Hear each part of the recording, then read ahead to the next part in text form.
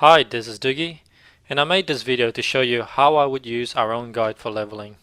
And I thought this would be a fun way for you to see over my shoulder just how I would play as well. If you're a beginner and you're quite new to the concept of doing dungeons, you're going to find this video pretty cool to watch, and I have some good tips for you as well. And this is my Worgen Hunter. He's level 18 and also a DPS class, which is typically what most people play the first time. He's currently doing the Dark Shore guide, which is a level 10 to 20 zone. He's only done about 50% of the guide and he's already level 18, so he's quite close to skipping ahead to the next zone. When you have our Lore Master guide, you will have extra choices of where you want to level. So this guy can either go to the Ashenvale 20 to 25, which is in the Kalimdor section, or Dustwood, which is in Eastern Kingdom. When you queue for dungeon, you will get the choice of choosing a specific dungeon or a random dungeon. The best benefit of a random dungeon is probably the random blue reward, which is pretty cool. You can do random dungeons for the very first time because you haven't done any dungeons before, and any dungeon that you enter will likely have quests for you. But if you have done dungeon quests already, you should really try to avoid doing the same dungeon more than once. This is because you will gain double experience points if you're doing dungeon with a quest than without. Even though you will get a random blue item reward, you're still better off doing the next dungeon or the next questing zone that will reward you with more experience point that will level your character quicker. I mean, the experience point is more valuable than the items itself because your character gets stronger as you get higher level with more stats and talent point, and also be able to complete higher level quests. You will find that the level 1 to 60 dungeon for Cataclysm doesn't require any prerequisite quests, with the exception of Shadowfang Keep, which you should save until you're level 20. That way you can complete your class quest at the same time. Make sure you have your class quest before you enter the dungeon. And also at level 50 there is a class quest for your class helmet that can be completed at Blackrock Death. The Outland and Northern Guide, however, is more complicated because a lot of it will require you to complete a series of prerequisite quests before you can accept the dungeon quest. During level 1 to 60, you can pick any dungeon you want, but you should follow the dungeon level range specified in our guide. For example, you don't want to be doing the Dead Mines at level 18 because it is only good for level 15 to 17. And at level 18 you will likely get paired up with lower level players and you will have to carry them throughout the entire dungeon, and that's not what you want to do. You want other higher level players to carry you in the higher level dungeons, and that way you will get tons more experience points and better reward that will last longer. I'm still waiting for my dungeon queue to pop up, and when I enter the dungeon I can switch the guide and carry on. Just remember that in Outland and Northern, or level 60 to 80, you will need to complete the prerequisite quest first to get the dungeon quest. So check the guide first before you queue. While I wait, I can continue solo questing with the standard leveling guide until the queue pops. The queue time for DPS classes are typically much longer than tanking or healing. If you're a tank class, the queue time is usually instant or less than 1 minute, and if you're a healer, it'll be around 5 to 10 minutes. And as a DPS class, expect around 20 to 30 minutes. As you already know, Doogie guides will always tell you the fastest questing route, and once this character hit level 20, I can skip ahead to the next guide and continue questing. And if you're a novice, you don't actually have to skip ahead of the guide. As long as the quests have green colored text, you still get a decent amount of experience points, and it also means that the quest is generally easier to complete. But if the quests have grey text, it is definitely time for you to move on to the next zone. I've just leveled up to level 19 and I've got a talent point to spend. I might as well tell you how to use our talent guide while you're here.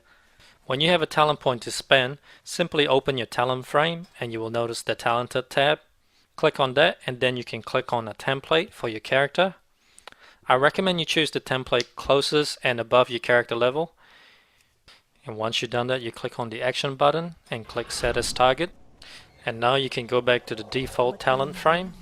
And notice that when you go back to your talent frame, you will have some extra numbers displayed above your talent skill. Those numbers represent the number of points you should spend per talent. And you can add your talent point and click learn to confirm, and that's it. These templates have been carefully researched and tuned for leveling. There are also different templates available for different spec of each class to suit any playstyle.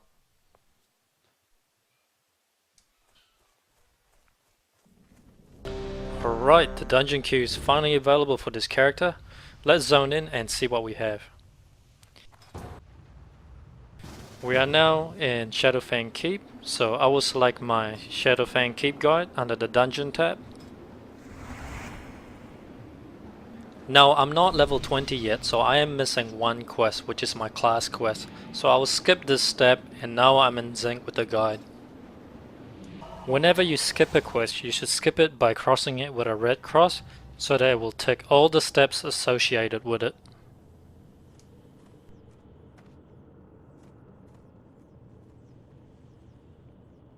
Now you can see our dungeon guide in action, showing you the correct path to complete the quest.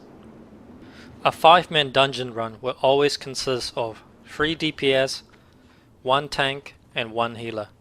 As a DPS class, you should be focused on dealing as much damage as you can without pulling aggro. Aggro is the percentage that you will see above the target portrait, and if it's close to 100%, you should either stop attacking so that the tank can catch up or pick a different target. In this example, I put too much damage on a target that the tank is not focused on. The threat level went all the way up to 100%, and this is not what you want. But luckily the tank is pretty onto it and he quickly taunted back towards him and managed to keep the target under control.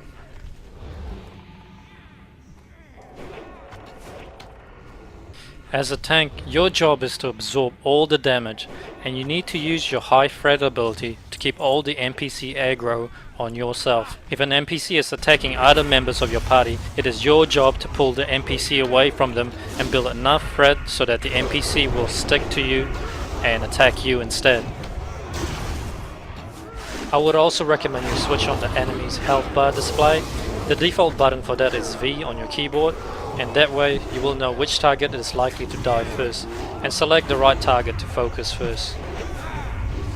A healer's job is pretty simple, which is to keep everyone alive. The key here is to conserve your mana and heal as efficient as possible, so you should save your best ability or your cooldowns for bosses or for emergency use only.